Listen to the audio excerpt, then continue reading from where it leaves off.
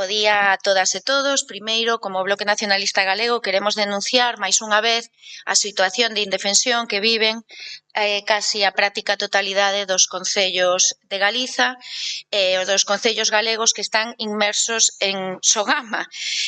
A lei na Unión Europea é clara: quen contamina paga. E nós estamos nun modelo que levamos denunciando décadas que contamina e moito. Porque foi rentable durante moitos anos eso de vamos a incinerar e canto máis se queime, máis gañamos, tanto Ence como os amigos da Xunta de Galiza como ao Partido Popular mesmo.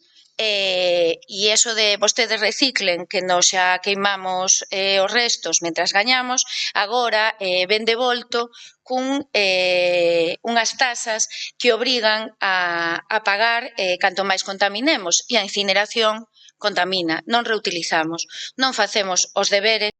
Nos reclamamos unha planta de compostaxe comarcal, non agora, nin hai 2 anos, nin hai 3 anos, nin hai 4 anos, xa levábamos no programa electoral das eleccións do 2019, e donde hai concellos máis pequenos como San Sadurniño ou Moeche que apostarían por iso, pero que precisan un concello grande donde Narón podería ser esa cabeza que liderase unha alternativa para o lixo. E agora non teríamos que estar debatindo tanto sobre isto. Non se quixo facer, hai fondos da Unión Europea, aínda se pode facer, hai que ter ideas, hai que ter ilusión e ganas por transformar a realidade. E nós nos atopamos hoxe cunhas tasas que, por coherencia, non nos opoñemos a actualización da taxa do lixo, claro que non, pero non podemos votala a favor, porque hoxe se presenta cun estudo de custes, teño que decir que bastante riguroso e moi técnico, é verdade, a ordenanza que nos facilitaron, podemos ver que se axustaba a lei, mas iso non significa que non falten bonificacións para persoas de baixos recursos,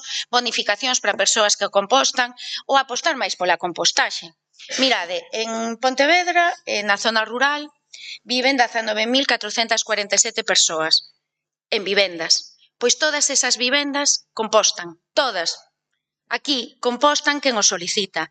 Imos a anos luz do que deberamos. Aínda falta moito para apostar por outro tratamento do lixo que non é que nos beneficie agora en pagar máis ou pagar menos, sino que beneficia ao futuro dos que veñen detrás de nós.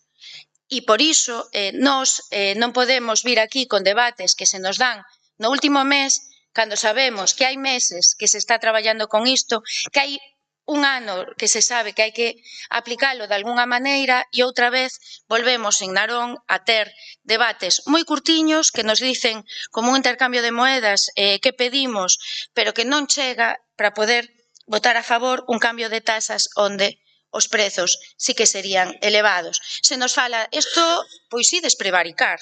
Como imos prevaricar se hai que traelo no pleno? O que hai é que dialogar. E nós, en fin, fora do que vai a pasar hoxe, nós o que cremos é que hai que apostar por outro modelo.